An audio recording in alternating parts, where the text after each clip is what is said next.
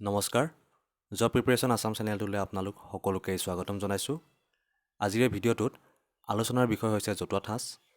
Guwahati হাইকোৰ্টৰ LDA পোষ্টৰ হ'বলগীয়া পৰীক্ষাৰ লগত সংগতি ৰাখি কিছুমান গুৰুত্বপূৰ্ণ জতুৱা ঠাঁচ ইয়াত আলোচনা কৰিম।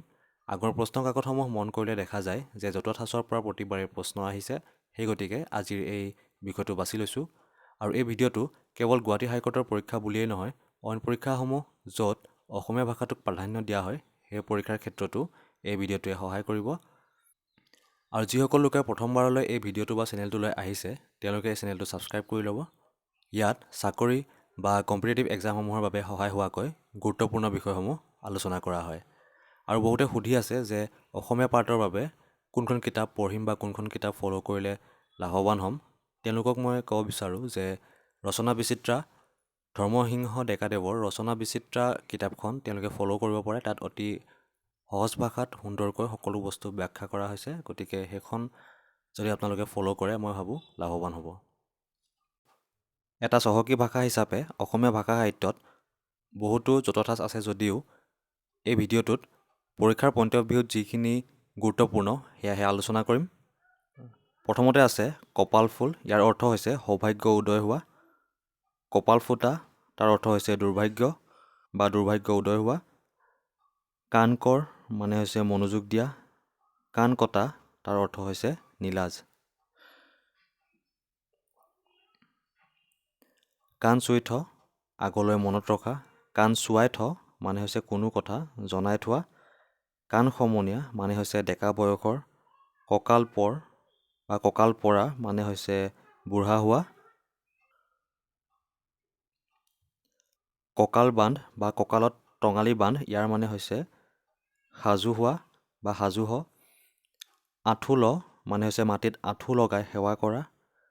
গাই বাইছা মানে হৈছে যত্ন কৰি চোৱা।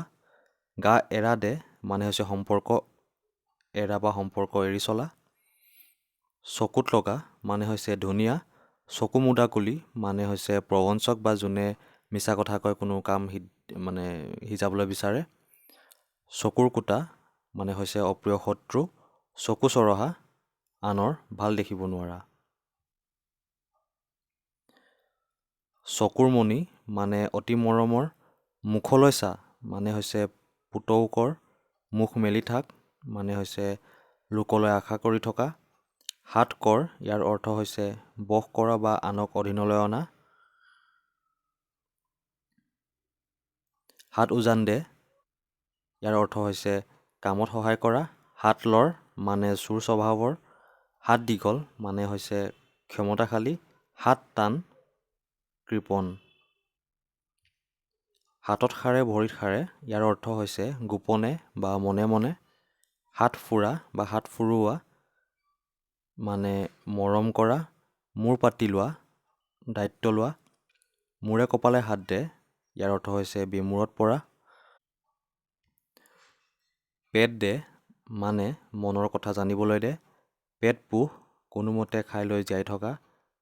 পেট মচা মানে হৈছে নুমলীয়া। পেটে ভাতে খা, জমা নকৰাকৈ অৰ্থাৎ ছেভিং নকৰাকৈ কোনোমতে খাই জীয়াই থকা। পানীত পৰ মানে অথলে যা। পানীত হাঁহ নচৰা মানে বিপদত পৰা বা আলৈ এথানি হোৱা। ভাত মোকলা, জীৱিকাৰ উপায় উলিওৱা। মাটিৰ মানুহ মানে অতি সহজ সৰল মানুহ। হাড়ক মাটি কৰা, কঠোৰ পৰিশ্ৰম কৰা। বুকুত কামোৰ মৰা মানে হৈছে অপকাৰ কৰা। বুকুৱে ধান বনা মানে উৎকণ্ঠাত বুকুখন লৰা। কাঠ চিতীয়া, নিষ্ঠুৰ, ভৰি পখালি থাক, অযথা আশা কৰি থাক। গা ঘেলা মানে কাম বন নকৰি ঘূৰি ফুৰা। আৰু শেষৰটো হৈছে গা চাই ফুৰ মানে সাৱধান হৈ ফুৰা বা সতৰ্ক হৈ ফুৰা। গতিকে আজিৰ ভিডিঅ'টোত ইমানেই। যদি আপোনালোকে ভিডিঅ'টো ভাল পালে বা আপোনালোকৰ কাৰণে উপযোগী বুলি ভাবে তেন্তে লাইক কৰিব আৰু চেনেলটো ছাবস্ক্ৰাইব কৰিবলৈ নাপাহৰিব। ধন্যবাদ।